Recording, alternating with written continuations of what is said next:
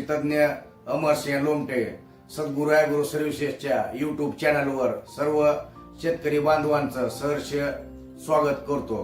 पपई हे देशांतर्गत त्याच पद्धतीनं आंतरराष्ट्रीय बाजारात मागणी असणारे प्रमुख फळपीक असल्या कारणाने या पिकाखालील क्षेत्र महाराष्ट्रामध्ये त्याच पद्धतीनं इतर राज्यात दिवसेंदिवस वाढत आहे। रोपांची लागवड केल्यानंतर 5व्या किंवा 6व्या दिवशी तसेच 10व्या 12व्या दिवशी आपल्याला गरजेनुसार 1 ते 2 आळवण्या करून घ्यायच्या आहेत।